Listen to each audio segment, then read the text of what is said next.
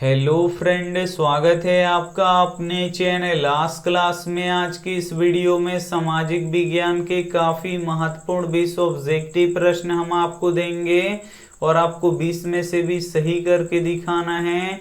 अगर आपका 20 में से भी सही हो जाता है तो आपका मैट्रिक बोर्ड परीक्षा में काफ़ी अच्छा नंबर आएगा, ये हमारा गारंटी है। तो वीडियो को प्लीज आप लोग शुरू से लेके अंत तक देखिएगा और 20 में से भी सही करने का कोशिश कीजिएगा। और चैनल को अभी तक आप सब्सक्राइब नहीं किए हैं तो चैनल को सब्सक्राइब कर लीजिएगा। और सब्सक्राइब करने के बाद एक बेल आइकन आता है तो बेल आइकन को दबा के ऑल पे कर लीजिएगा, ताकि जब भी लाइव क्लास हो तो आपके पास नोटिफिकेशन पहुंचता रहे। तो आइए शुरू करते हैं पहले नंबर प्रश्न से। तो पहला नंबर प्रश्न है कि भारत में कहाँ महिलाओं के लिए आरक्षण की व्यवस्था है। ए ऑप्शन है लोकसभा में, बी ऑप्शन है विधानसभा में, सी ऑप्शन है पंचायती राज संस्था में, डी ऑप्शन है मंत्रिमंडल में। तो यहाँ पे आपको बताना है कि भारत में कहाँ महिलाओं के लिए आरक्षण की व्यवस्था है। तो पंचायती राज संस्था में महिलाओं के लिए आरक्षण की व्यवस्था है, इसे आपको याद रखना है। यहाँ पे सी ऑप्शन बिल्कुल ही सही हो जाएगा। और पंचायती राज संस्था में महिलाओं के लिए आरक्षण की व्यवस्था कितना प्रतिशत है, तो 50% है। तो ये भी साथ में आपको याद रखना है। आइए देखते हैं अगला प्रश्न, 2 नंबर प्रश्न है कि श्रीलंका में कौन सा धर्म है। ए ऑप्शन है बौद्ध धर्म, बी ऑप्शन है हिंदू धर्म, सी ऑप्शन है ईसाई धर्म, डी ऑप्शन है इनमें से कोई नहीं। तो यहाँ पे आपको बताना है कि श्रीलंका में कौन सा धर्म है। तो श्रीलंका में बौद्ध धर्म है, इसे आपको याद रखना है। यहाँ पे ए ऑप्शन बिल्कुल ही सही हो जाएगा। एक प्रश्न ये भी पूछा जाता है कि श्रीलंका कब आजाद हुआ।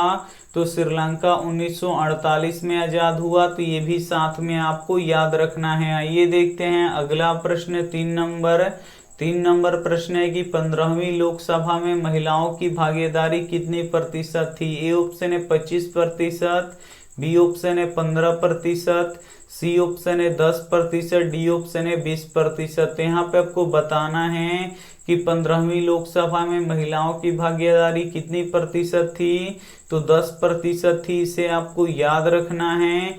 यहाँ पे सी ऑप्शन बिल्कुल ही सही हो जाएगा। ये देखते हैं अगला प्रश्न, 4 नंबर प्रश्न है कि भारत में कृषि क्षेत्र में महिलाओं की भागीदारी कितनी है। ए ऑप्शन है 40%, बी ऑप्शन है 50%, सी ऑप्शन है 60%, डी ऑप्शन है 70%। यहाँ पे आपको बताना है कि भारत में कृषि क्षेत्र में महिलाओं की भागीदारी कितनी है।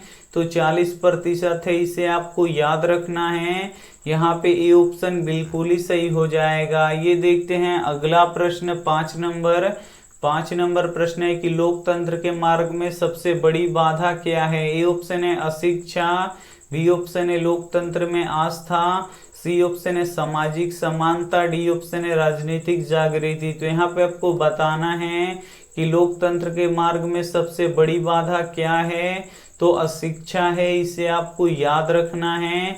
यहाँ पे ए ऑप्शन बिल्कुल ही सही हो जाएगा। काफी महत्वपूर्ण 20 ऑब्जेक्टिव प्रश्न हैं और आपको 20 में से भी सही करके दिखाना है। अगर आपका 20 में से भी सही हो जाता है तो आप लोग हमें कमेंट करके जरूर बताइएगा। और वीडियो को लाइक नहीं किए हैं तो प्लीज आप लोग वीडियो को लाइक भी कर दीजिएगा। ये देखते हैं अगला प्रश्न, 6 नंबर प्रश्न है कि कांवर झील कहाँ स्थित है। ए ऑप्शन है दरभंगा जिला में, बी ऑप्शन है भागलपुर जिला में, सी ऑप्शन है बेगूसराय जिला में, डी ऑप्शन है सिवान जिला में। तो यहाँ पे आपको बताना है कि कांवर झील कहाँ स्थित है। तो कांवर झील बेगूसराय जिला में स्थित है, इसे आपको याद रखना है।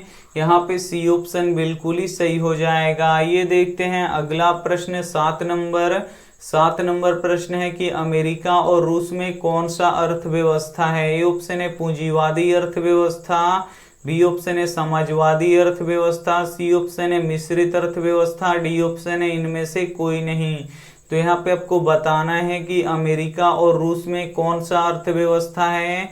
तो पूंजीवादी अर्थव्यवस्था है, इसे आपको याद रखना है। यहाँ पे ए ऑप्शन बिल्कुल ही सही हो जाएगा। एक प्रश्न ये भी पूछा जाता है कि भारत में कौन सा अर्थव्यवस्था है।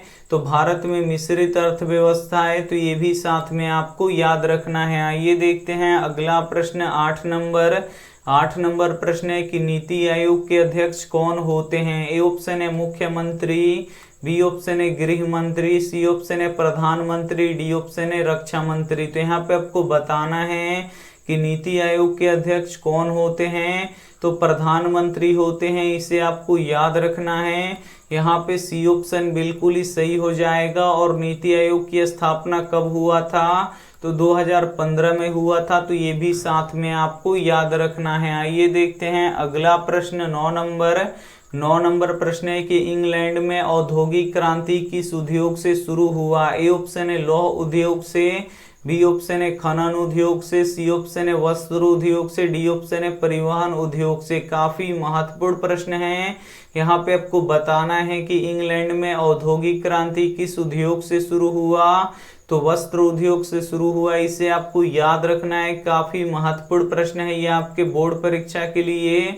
यहाँ पे सी ऑप्शन बिल्कुल ही सही हो जाएगा। ये देखते हैं अगला प्रश्न 10 नंबर प्रश्न है कि अंकोर वाट के मंदिर का निर्माण किसने करवाया था। ए ऑप्शन है श्री कुमार ने, बी ऑप्शन है नरोत्तम सिहानुक ने, सी ऑप्शन है सूर्यवर्मन द्वितीय ने, डी ऑप्शन है भगवान बुद्ध ने। तो यहाँ पे आपको बताना है कि अंकोर वाट के मंदिर का निर्माण किसने करवाया था, तो सूर्यवर्मन द्वितीय ने करवाया था, इसे आपको याद रखना है। यहाँ पे सी ऑप्शन बिल्कुल ही सही हो जाएगा। और अंकोर वाट का मंदिर कहाँ पे स्थित है, तो ये कंबोडिया में स्थित है, तो ये भी साथ में आपको याद रखना है। आइए देखते हैं अगला प्रश्न 11 नंबर प्रश्न है कि चेका क्या है। ए ऑप्शन है श्रमिक वर्ग, बी ऑप्शन है पादरी वर्ग, सी ऑप्शन है सेना की टुकड़ी, डी ऑप्शन है पुलिस दस्ता। तो यहाँ पे आपको बताना है कि चेका क्या है, तो चेका पुलिस दस्ता है, इसे आपको याद रखना है। यहाँ पे डी ऑप्शन बिल्कुल ही सही हो जाएगा। ये देखते हैं अगला प्रश्न 12 नंबर प्रश्न है कि साम्यवादी शासन का पहला प्रयोग कहाँ हुआ था। ए ऑप्शन है रूस में, बी ऑप्शन है जापान में, सी ऑप्शन है चीन में, डी ऑप्शन है क्यूबा में। काफी महत्वपूर्ण प्रश्न है ये आपके बोर्ड परीक्षा के लिए। यहाँ पे आपको बताना है कि साम्यवादी शासन का पहला प्रयोग कहाँ हुआ था, तो साम्यवादी शासन का पहला प्रयोग रूस में हुआ था, इसे आपको याद रखना है। यहाँ पे ए ऑप्शन बिल्कुल ही सही हो जाएगा। ये देखते हैं अगला प्रश्न 13 नंबर प्रश्न है कि कांजीरंगा राष्ट्रीय उद्यान किस राज्य में स्थित है। ए ऑप्शन है असम में, बी ऑप्शन है उत्तर प्रदेश में, सी ऑप्शन है पश्चिम बंगाल में, डी ऑप्शन है मध्य प्रदेश में। तो यहाँ पे आपको बताना है कि कांजीरंगा राष्ट्रीय उद्यान किस राज्य में स्थित है, तो ये असम राज्य में स्थित है, इसे आपको याद रखना है।